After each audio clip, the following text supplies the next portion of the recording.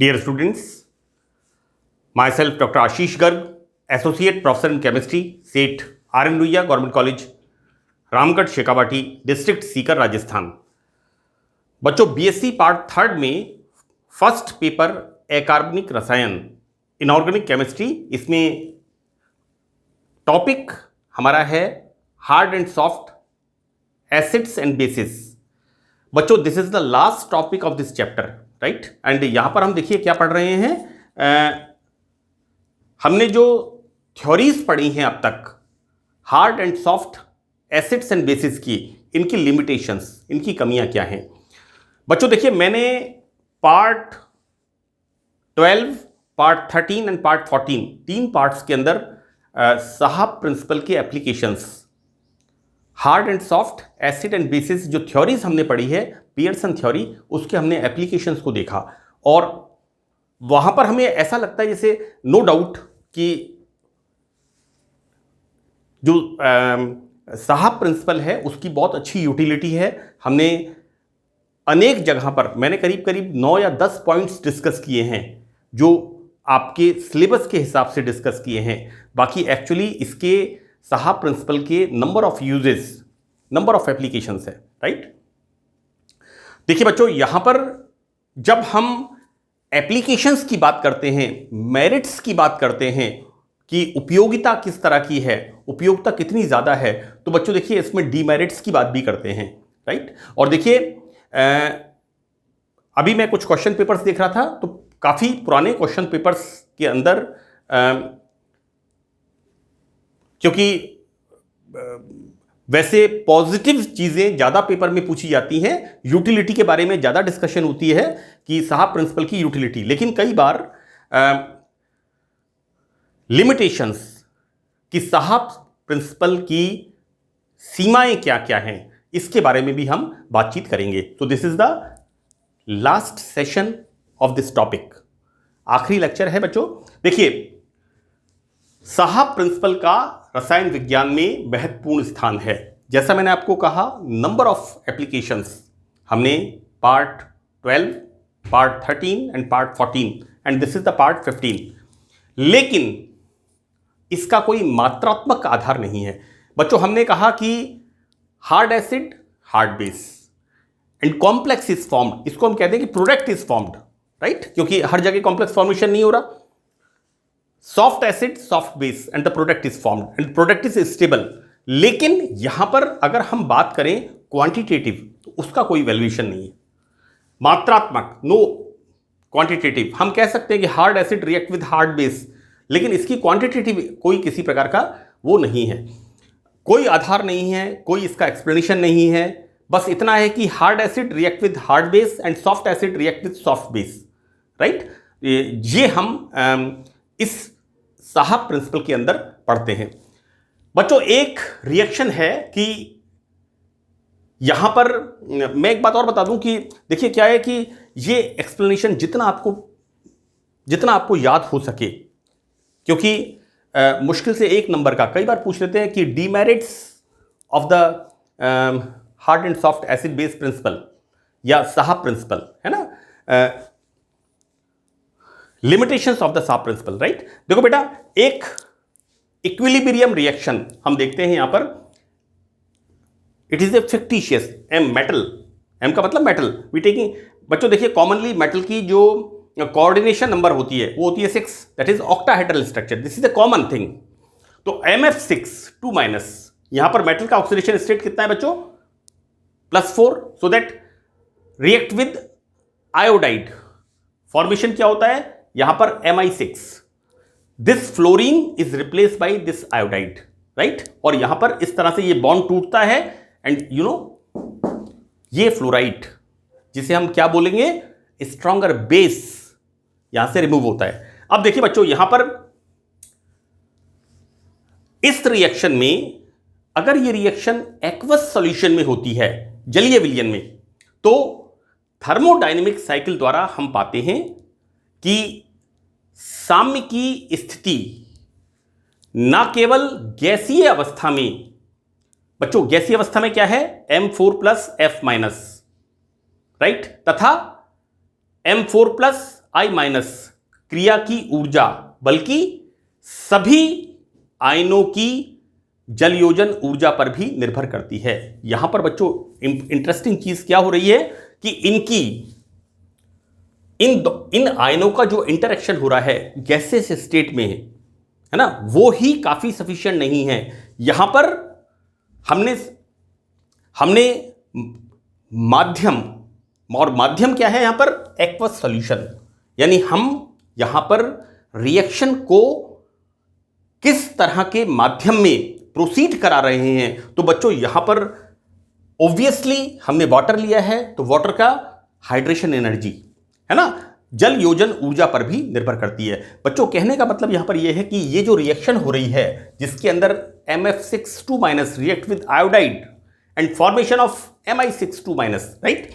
तो यहां पर यह रिएक्शन सिर्फ इन आयनों के बीच में, ये बॉन्ड टूटेगा, ये आयोडाइड इसके साथ बॉन्ड बनाएगा and formation of this product, right, और ये इसके साथ रिमूव होगा। क्लियर। तो यहां पर जो ये इक्विलिब्रियम है या साम्य है, ये साम्य हाइड्रेशन एनर्जी से भी इफेक्टेड होता है। मेरा कहने का मतलब है कि यहां पर सॉल्वेंट का भी इंपॉर्टेंट रोल है। क्लियर। तो चूंकि F- आयन की free hydration energy iodide ion की तुलना में काफी अधिक ऋणात्मक है, right. F- smaller in size, strong base, हम साहब प्रिंसिपल की बात करते हैं, ऋणात्मक है। और M4- आयन द्वारा जलीय विलयन में I- आयन द्वारा अधिक स्थायी संकुल का निर्माण होता है। बच्चों देखिए, इस रिएक्शन का हम बेसिस क्या कह रहे हैं, हम इस रिएक्शन का बेसिस ये कह रहे हैं कि ये बॉन्ड टूटता है और इसके साथ, मेटल के साथ इसका बॉन्ड फॉर्म होता है, राइट। क्यों फॉर्म होता है? क्योंकि यहां पर Mi6 इज मोर स्टेबल। मैंने यहां पर क्लियर लिखा है, अधिक स्थायी संकुल का निर्माण होता है। किसके साथ? मेटल के साथ आयोडीन का। क्लियर। अब देखिए, लेकिन गैशियस स्टेट के अंदर मेटल एंड इनके बीच में पारस्परिक क्रिया, अब देखिए बच्चों क्या हो रहा है, जब गैशियस स्टेट में होते हैं ये, इट बिकम्स मोर स्ट्रॉन्गर, लेकिन जब हम इसको वाटर के अंदर रिएक्शन कराते हैं, दिस बॉन्ड इज वीकर। ये मैं आपको बताना चाह रहा हूं यहां पर, यानी यहां पर किसका रोल आ गया? सॉल्वेंट का रोल आ गया, और सॉल्वेंट हमने यूज किया है यहां पर वाटर, राइट। तो एनर्जी कौन सी हो गई? Hydration energy. क्लियर। तो बच्चों यहां पर M4+ F- इनकी पारस्परिक इंटरेक्शन बहुत स्ट्रांग होता है। बेटा देखो, हमने एक एग्जांपल यहां पर लिया है HgCl2 की 2Br- के साथ रिएक्शन, राइट। और यहां फॉर्मेशन क्या हो रहा है? HgBr2, और यहां पर ये रिमूव हो रहा है। देखो बच्चों, बहुत क्लियर है, this is the acid and this is the base.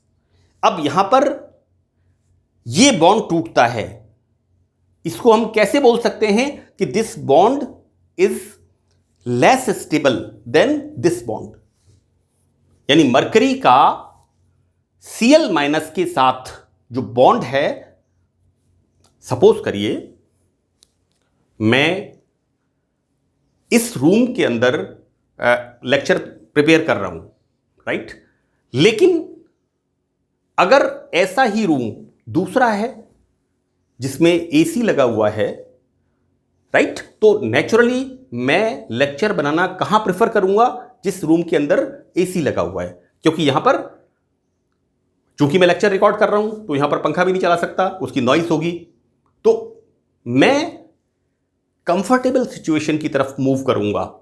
Exactly यहां पर भी क्या हो रहा है इन रिएक्शंस के अंदर? इन रिएक्शंस में ये bond mercury chloride, this react with this, right. देखो बेटा, एक कंसेप्ट क्या है कि कोई भी रिएक्शन जब होती है तो वो रिएक्शन तब होती है जब स्टेबिलिटी की तरफ मूव करते हैं, राइट। अगर हमें कहीं सैलरी ज़्यादा मिलेगी तो हम उधर मूव कर जाएंगे, वहाँ से कहीं और ज़्यादा मिलेगा तो हम और उधर एनालिसिस करके उधर मूव कर जाएंगे, तो रिएक्शन फॉरवर्ड डायरेक्शन में होती जाएगी, राइट। तो यहाँ पर इन अभिक्रियाओं में साम्य स्थिति विभिन्न परिस्थितियों, बच्चों mercury chloride and mercury bromide के वाष्पीकरण के मान, बच्चों कहने का मतलब यहां पर ये इनका जो बॉन्ड ब्रेक होता है ना, वाष्पीकरण के मान तथा Hg2+ तथा Cl- और Br- आयनों द्वारा निर्माण के लिए ऊर्जा बानों द्वारा ज्ञात कर सकते हैं। बेटा देखो ऐसा है, सिंपल सी बात है, हम ये जो डिस्कशन कर रहे हैं इसके अंदर एक तो ये बॉन्ड टूटेगा, जब ये बॉन्ड टूटेगा तो इसका फॉर्मेशन होगा, ये बॉन्ड टूटेगा तो इसका फॉर्मेशन होगा, और यहां पर हम क्या कर रहे हैं, जिस तरह से हम कर रहे थे दैट इज एक हम आयनिक बॉन्ड में पढ़ते हैं, दैट इज साइकिल पढ़ते हैं, I forget the name, anyway यहां पर देखिए बेटा HgCl2 तथा HgCl2 के वाष्पीकरण के मान, बच्चों इनके टूटने का मान, राइट, हम बात कर रहे हैं गैसियस स्टेट के अंदर, तथा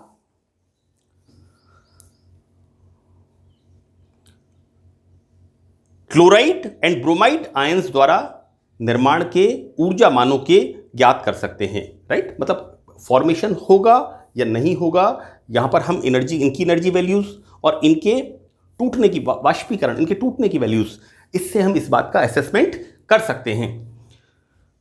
गैसीय अवस्था में यह बाईं ओर मूव्स हियर, राइट, लेकिन लिक्विड स्टेट में क्या हो रहा है, इट मूव्स हियर। जलीय विलयन में राइट साइड में, तथा एसीटोन नाइट्रोसिल विलयन में बच्चों यहां पर मध्यवर्ती, तो इट्स वेरी क्लियर है ना। तो यहां पर बच्चों देखिए, यहां पर किसका रोल आ गया, सॉल्वेंट का रूल आ गया, माध्यम का रूल आ गया, तो यहां पर साफ प्रिंसिपल फेल, साफ प्रिंसिपल की यहां पर कोई वैल्यू नहीं है, राइट। वैसे मैं आपको बता दूं बच्चों, देखिए कोई भी प्रिंसिपल 100% नहीं होता, राइट। हम जब कोऑर्डिनेशन केमिस्ट्री पढ़ते हैं तो उसके अंदर हम एक प्रिंसिपल हम पढ़ते हैं, उसके अंदर दैट इज कहने का मतलब बच्चों यहां पर यह कि हम इसकी 90% इसका पार्ट पॉजिटिव है साहब प्रिंसिपल का, लेकिन चूंकि हमारे पाठ्यक्रम में है तो हमें इसकी लिमिटेशंस भी पढ़नी है ना। और मैं इन लिमिटेशंस को देखिए, बहुत कम लिमिटेशंस है। हम यहां पर इस जगह क्या देख रहे हैं कि इस जगह पर रोल हो गया सॉल्वेंट का, अगर गैसियस स्टेट में रिएक्शन होती है इट मूव्स हियर, राइट। अगर बच्चों लिक्विड स्टेट में रिएक्शन होती है, लिक्विड से मतलब है एक्वस स्टेट में, then it moves here, right. और अगर हम सॉल्वेंट लेते हैं acetone nitrosyl, right, then moderate, बीच की मध्यवर्ती अवस्था होती है। बच्चों यहां पर मैंने आपको शुरू में पार्ट सेकंड के अंदर HSAB, hard and soft acids and bases, बच्चों इसके पार्ट सेकंड में हमने डिस्कस किया था कि लिगेंड्स को दो ग्रुप्स के अंदर, कि ligand A and ligand B groups. बच्चों इनका जो क्लासिफिकेशन है दैट इज वेरी माइनर। कौन से लिगेंड्स हार्ड हैं, लिगेंड से मतलब है कौन से लिगेंड्स हार्ड बेस हैं और कौन से लिगेंड वीक बेसिस हैं।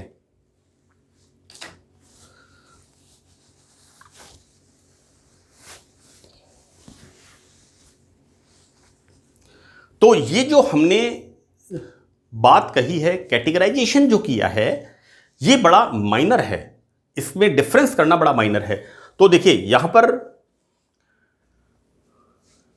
इस माइनर एविडेंस का कि कितना, देखिए यहां पर इसका प्रमाण हैलाइड आयन के संकुल निर्माण से होता है, राइट। हम मेटल का हेलोजन के साथ, देखो बेटा वर्ग ए के धनायन, और वर्ग ए के धनायन कौन सा है, this is iron in the ferric state, ferrous and ferric, अस वाला कम होता है, इक वाला ज्यादा होता है। बहुत सारे बच्चे इसमें कंफ्यूजन, बच्चे this is cuprous, cupric, plumbous, plumbic, stannous, stannic, like ous and ic, this is Fe3+ के जलीय विलयन में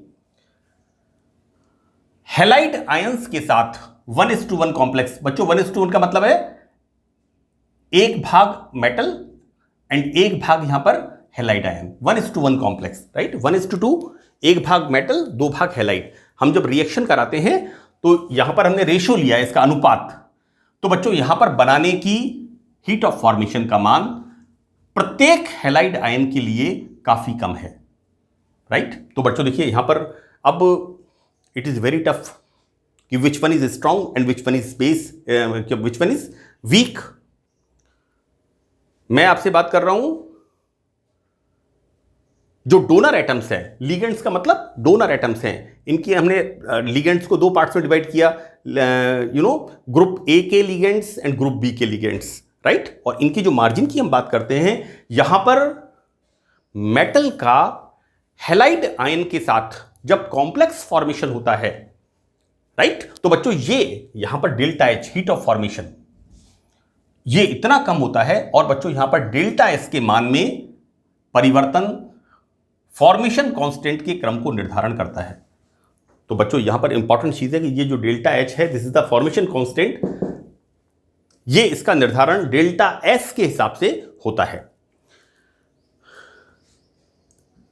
हम यहां पर बात करते हैं ग्रुप बी के लिगेंड्स की, राइट। अब देखिए कि ग्रुप बी के लिगेंड्स की और ग्रुप बी के मेटल्स की। बच्चों देखिए वर्ग बी के धनायन, तो वर्ग बी के धनायन कौन से हो गए? Soft acids, right. बेटा ये आप पहला और दूसरा तीसरा ये 3 सेशंस आप अच्छी तरह से पढ़ना, क्योंकि ये पूरा chapter bar bar first and second के ऊपर बेस्ड है, पार्ट फर्स्ट एंड सेकंड पर बेस्ड है। तो यहां पर ग्रुप बी के धनायन Hg2+ के लिए यह प्रभाव, बच्चों देखिए these are the ligands FCl Br I। मैं आपको एक बात बता दूं, इन दो को हम क्या मानते हैं? Strong ligand, right. इनको हम क्या मानते हैं? Week ligand, and this is the marginal. मैंने टेबल बनाई है, यहां पर Hg2+ के लिए यह प्रभाव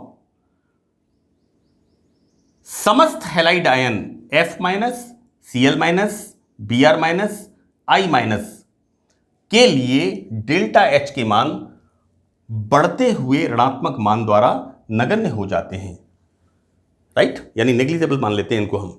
और जो कि लिगेंड और मेटल के बीच बढ़ते हुए पाई बॉन्डिंग के, राइट, यहां पर इनके बीच में जो पाई बॉन्डिंग, बच्चों it is this is back bonding, metal and ligands के बीच में जो बैक बॉन्डिंग होती है, राइट। तो देखिए यहां पर हम 2 पॉइंट्स डिस्कस करेंगे कि यह सिद्धांत अम्ल व क्षार सामर्थ्य का कोई मात्रात्मक आधार प्रदान नहीं करता कि कितना हार्ड है कितना सॉफ्ट है, राइट। हमने इसमें यह पढ़ा है, जब हम एसिड की बात करते हैं, एक हमने स्ट्रॉन्ग एसिड्स को पढ़ा है, देन हमने border line acids, and then हमने वीक एसिड्स। इसी तरह से हम बात करते हैं strong bases, then border line bases, then weak bases. यहां पर कोई क्वांटिटी कितना % हार्ड है इस बात की कोई मतलब नहीं है प्रिंसिपल से, ठीक है। अब वैसे मैं आपको बताऊं बच्चों, इसकी बहुत नेग्लिजिबल यूटिलिटी है ना, क्योंकि हमें डीमेरिट्स पढ़नी है, क्योंकि ये एक जो मैं टॉपिक पढ़ा रहा हूं एक बहुत अच्छा प्रिंसिपल है हमारा, साफ प्रिंसिपल, जैसे कि हम डीमेरिट्स को पढ़ रहे हैं। तो बच्चों यहां पर हमें चूंकि डीमेरिट्स पढ़नी है ना, तो इसलिए मैं आपको पढ़ा रहा हूं। लेकिन तो यहां पर एक तो इसका क्वांटिटेटिव बेसिस इसका कोई नहीं है। दूसरा पार्ट इसका क्या है कि CH3+, ऑब्वियसली इट्स एसिड, वह सॉफ्ट एसिड, CH3+ क्या है? सॉफ्ट एसिड है। H- is the soft base, और इन दोनों के बीच में बच्चों देखिए सॉफ्ट एसिड की सॉफ्ट बेस के साथ रिएक्शन निम्न प्रकार होती है। सी इस तरह से बच्चों, अगर हम यहां पर CH3+ और H2 की रिएक्शन कराएं, राइट, तो रिएक्शन कैसे होनी चाहिए? इस तरह से, लेकिन ये रिएक्शन नहीं होती। So again non compliance of साफ principle, this is the limitation of साफ प्रिंसिपल। तो लेकिन यह अभिक्रिया नहीं होती है, क्लियर। ऐसा इस अभिक्रिया में एंट्रोपी परिवर्तन बच्चों +359 किलो जूल पर मोल इतना खर्चा, इतनी एनर्जी हमें देनी पड़ती है तो रिएक्शन नहीं होती, राइट? देखो बेटा, रिएक्शन कब होगी? जब कुछ प्राप्ति होगी, ऊर्जा बाहर निकलेगी, राइट? हम एजुकेशन लेने के बाद ऑब्वियसली हम एजुकेशन का मतलब हमारा मानसिक विकास हो गया, हमारा मेंटल डेवलपमेंट हो गया, हमारा सर्वांगीण विकास हो गया, स्पोर्ट्स हैं, एजुकेशन है, सारी बातें हैं। मैं यहां पर बच्चों आपको ये बताना चाह रहा हूं, देखिए, अगर हम कोई जॉब करते हैं और उस जॉब में हमें हमारी मेहनत से ज़्यादा हमें प्रॉफिट होता है तो हमारा काम परमानेंट होता है, राइट? यहां पर मेरा मतलब यह है, निकलने वाली ऊर्जा की मात्रा अगर ज़्यादा होती है तो वो रिएक्शन हमारी परफेक्ट होती है, राइट? लेकिन हम मेहनत बहुत करते हैं और जो हमें प्राप्ति होनी चाहिए वो कम होती है तो बच्चों उस काम के लिए हमारी बॉन्डिंग भी वीक होती है, और वो ही कंसेप्ट यहां पर रिएक्शंस के लिए भी लागू होता है, राइट? देखो बेटा, हम बॉन्ड हार्बर साइकिल पढ़ते हैं बीएससी पार्ट फर्स्ट में, और बॉन्ड हार्बर साइकिल चक्र में बॉन्ड हार्बर चक्र किस बात को बताता है कि कोई आयनिक कंपाउंड बनेगा या नहीं बनेगा, इस बात का हम पहले से पता लगा लेते हैं, राइट? हम कैलकुलेशन कर लेते हैं कि हीट ऑफ सब्लिमेशन क्या है, हीट ऑफ आयोनाइजेशन क्या है, हीट ऑफ डिसोसिएशन क्या है ना? एंड देन इलेक्ट्रॉन एफिनिटी की मात्रा क्या है, निकलने वाली ऊर्जा एंड लैटिस एनर्जी की मात्रा क्या है, राइट? और अगर निकलने वाली ऊर्जा की मात्रा ज्यादा होती है देने वाली ऊर्जा से, राइट, तब ही आयनिक बॉन्ड का फॉर्मेशन होता है। क्लियर? तो बच्चों यहां पर हम देखते हैं, मैंने आपको ये साहब प्रिंसिपल की डिमेरिट्स बताई हैं, थोड़ा सा आपको समझना पड़ेगा इसको, क्योंकि एसिड और बेस की जब हम बात करते हैं बच्चों, मैंने बीएससी पार्ट सेकंड में भी करीब करीब 5, देखो, Arrhenius concept, Bronsted Lowry concept, Lewis concept, electronic concept and Lux Flood concept, 5 concept discuss किए हैं, और हर कॉन्सेप्ट के अंदर चीजें बदल जाती हैं, है ना? तो ये जो हमारा डीमेरिट वाला पार्ट है, अगर आपने पहले वाले पार्ट्स को अच्छी तरह से पढ़ा है तो आप इसकी डीमेरिट्स को अच्छी तरह से एक्सप्लेन कर सकते हैं। तो बच्चों यहां पर ये हमारा लास्ट सेशन है इस चैप्टर का, ये हमारा समाप्त होता है। तो that's all in this session. Thank you very much.